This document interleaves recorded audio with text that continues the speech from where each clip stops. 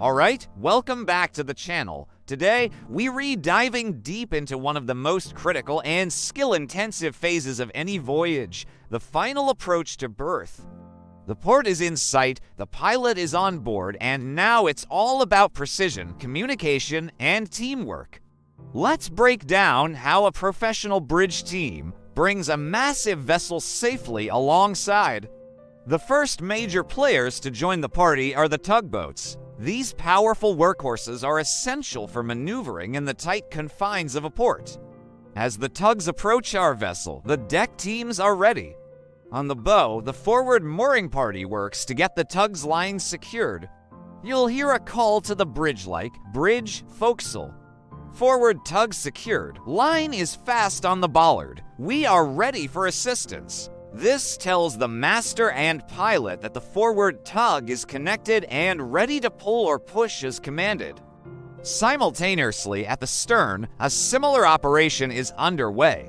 The aft tug might be secured with a line or, in many cases, will stand by in a push-pull position, ready to apply force directly to the ship's hull. The report from the aft station will be something like "Bridge aft station." Aft tug is secured and standing by two push or pull, with both tugs in position. The master now has significant control over the ship's lateral movement and rotation, independent of the main engine and rudder. Now, let's talk about speed. As we get closer to the berth, our primary goal is to bleed off all the forward momentum. The engine order telegraph will ring, and the command will go down to the engine room, dead slow ahead. A few moments later, as we continue to close the distance, the order will likely be stop engines. The key here is a gentle, controlled deceleration. We want to avoid any sudden changes that could make the vessel difficult to handle.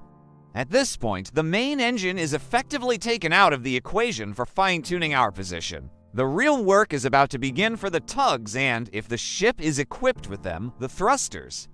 The bow and stern thrusters are powerful tools for lateral movement.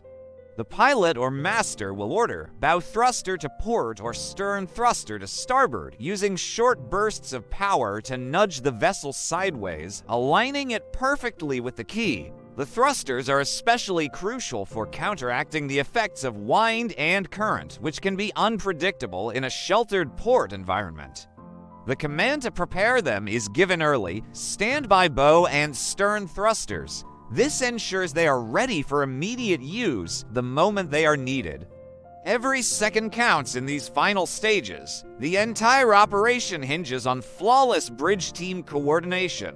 The atmosphere on the bridge is one of focused calm.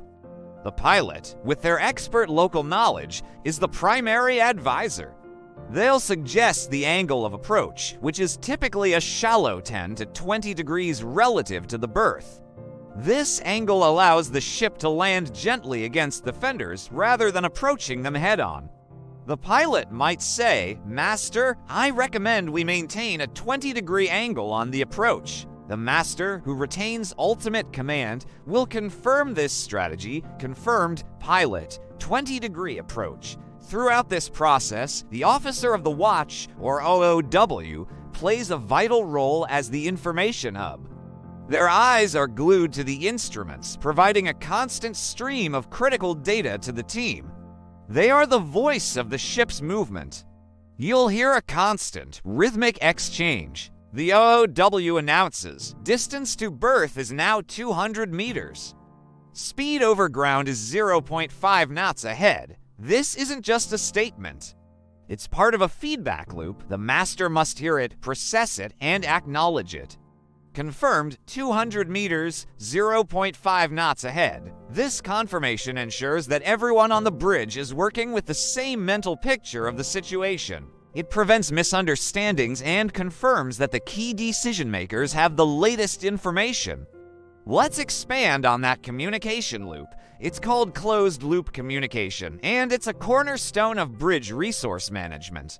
Why is it so important? Imagine you states the distance, but the master is distracted for a split second. Without a required confirmation, you might assume the master heard, but in reality, a critical piece of information was missed. By requiring the master to repeat the key information distance and speed, we close the loop and guarantee that the information has been received and understood. This discipline is what separates a routine berthing from a potential incident. This verbal dance continues all the way in. Distance to berth 100 meters. Speed is 0.2 knots ahead. Confirmed 100 meters, 0.2 ahead. Pilot, start bringing the bow in with the forward tug. Please, forward tug, pull easy to port. The helmsman is another key player, executing rudder commands instantly. The pilot might say, steer 090, and the helmsman repeats, steer 090, while turning the wheel. Once the ship is on that heading, they report, course is 090, sir. Again, it's that closed-loop communication in action, ensuring every command is understood and correctly executed. As the ship gets even closer, say within 50 meters, the focus shifts entirely to lateral movement. The forward momentum is almost zero. The pilot will now be orchestrating the tugs and thrusters like a conductor. Aft tug, push easy. Bow thruster, half power to port. These commands are designed to gently walk the ship sideways, closing the final gap to the key. The deck teams are now standing by with the first mooring lines, ready to send them ashore the moment the ship is within heaving line range. The first lines ashore are crucial. They are the first physical connection to the land and mark the beginning of the end of the berthing operation. The successful approach to a berth is a master class in professionalism. It's a seamless integration of technology, human skill, and rigorous procedure. From the powerful tugs and thrusters to the disciplined communication on the bridge, every element has a purpose.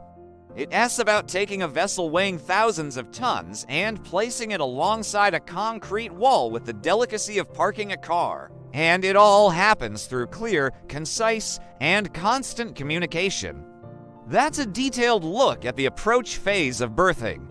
It's a process that demands the highest standards from everyone involved. Thanks so much for watching.